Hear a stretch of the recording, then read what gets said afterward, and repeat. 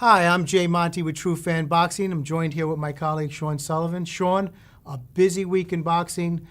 Started on Friday night with Showtime with a fighter that I can't even pronounce his name, Sergio Dzinziruk.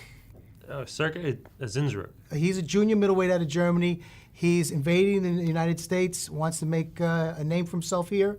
How did you think of his performance against Daniel Dawson, and where does he fit in the junior middleweight division? Well, he's a crafty southpaw. He looked dominant against Daniel Dawson. Mm-hmm. I say just match him against the other titleists. He's got the WBO title, and there's 3 other belt holders in that weight class, 154 pounds. Right. Match up against the best, see what happens.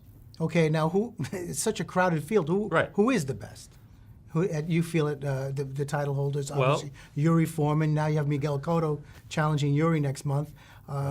We have Sergio Martinez, and obviously Martinez is the best. I mean, he's a champion at 154 and middleweight 160, and he's got to make the decision where is he going to stay. And most likely, I think he'll stay at middleweight and vacate his belt. But either way, right now he's got the junior middleweight belt for the WBC. You have Yuri Foreman, he's got the WBA, and you have Corey Spinks, he's fighting soon. Right. He's got the IBF. Very interesting. The next night, we were treated to a bunch of bouts at Madison Square Garden. I'm going to start off with Nate Campbell and Victor Ortiz. It was a top 140-pound fight. Ortiz came out victorious. Nate didn't seem to show up. But I really wasn't all that impressed with Ortiz. I mean, yes, he won every round, and there was that bogus knockdown call in the first round. Right. But that's irregardless. I just felt, people expect him to be this, tremendously exciting knockout artist. You don't have to be that every time. But he had a guy in front of him that wasn't doing anything. Occasionally he'd land his right hand, but that was about it. And Ortiz never closed the show. He won every round by circling the ring. He was the one backing up the whole fight, and he's got a guy that's not going to hurt him. Right. He still needs work. I mean, after that Maidana loss, I don't think he's fully regained his confidence. Interesting. We had a couple of good fighters showcased on the undercard. Danny Jacobs, Dennis Douglin, and Tor Hammer lost. Did you feel he won the fight? Absolutely. It was a close fight. Although in a 6-round fight, when you get knocked down, that's really a huge deficit to overcome on points. So, if they're going to score it, it was a split decision loss. So, you got to go with what the judges say, but I felt he eked it out. Well, Danny Jacobs and Dennis have a real big future ahead of in New York. We'll see what happens as they climb the ladder. Danny Jacobs is a native New Yorker. This was the second time he fought in New York as a pro, and how many fights? 20-something fights? Yeah. And he fought Juan Astorga, who got knocked out in 1 round by John Duddy. Okay. So he's got to step up the opposition. Okay, we'll see. We'll see him soon in the ring again. And Dennis Douglin, he looked good. He looked good. So look out for him. Yes. He's only got a couple of fights, so he's still. It's still acceptable for him to be fighting low-level opposition until he builds his resume up a little bit, as opposed to Danny Jacobs, who is the golden child or whatever. Main event. Were you surprised at the outcome? We said that Malignaggi has a shot. Obviously, technique-wise, it seemed that Kahn was way ahead of him. Right.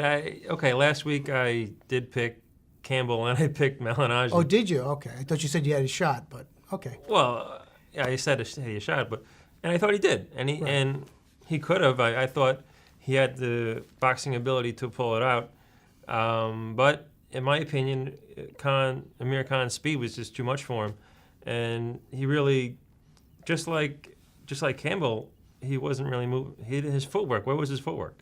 Right, man. I just thought his hands were down. I mean, there were so many things technically wrong. I don't think they were prepared properly for an opponent like Kahn. Maybe they were prepared. They were in shape. I think the corners were a big difference with Freddie in Kahn's corner. Right. I mean, it was insurmountable the way. I mean, it was no disrespect to Sharif Yunin, but and the other corner is Freddie Roach, who DeBella himself, Malignaggi's promoter is calling him Yoda. Right. of trainers, Well, I tell you, if I had a fighter or fighting a Freddie Roach type fighter, I got to be on the A game, and my hands are way up, and we have to be unpredictable. Well, it was funny. Malignaggi himself, again, he wasn't giving any excuses, but he was saying that Kahn reminded him of when he was younger, and Malignaggi's 29 years old? Right. And he's talking about when he's younger? Well, Come on. Exactly. Well, for more on the Kahn-Malignaggi fight or post-fight reaction with Freddie Roach and Amir Khan, tune in to inasectv, True Fan Boxing. Anything coming up this week? We have 2 cars meeting in a highway coming full force at each other. Vazquez-Marquez Right. fight number 4. Exactly, and fight of the year number 4. I mean, every single time these guys fight is going to be fight of the year. Right. And there's just some questions now because, number one, they've been out of the ring for so long. Right. Those 3 fights they had consecutively took so much out of them. What do they have left? Exactly. They're getting up in age. But still, I mean, when you have those 2 guys matched up together, you know those guys got a ton of heart. They're just going to go at it until they have nothing left. I agree. Usually when I watch a fight, if I see someone has an advantage over the other, I feel sorry sometimes. I feel sorry for both these fighters because they both really just beat each other up. And it's going to be a fight to see. I don't just know. think, you know, based on where they left off in their 3rd fight and the layoffs they had and staying out of the division for so long, they had nowhere else to go but to fight each other again. I think so. For Sean Sullivan, Boxing Digest, I'm Jay Monte, True Fan Boxing. Be there in the square. Take care.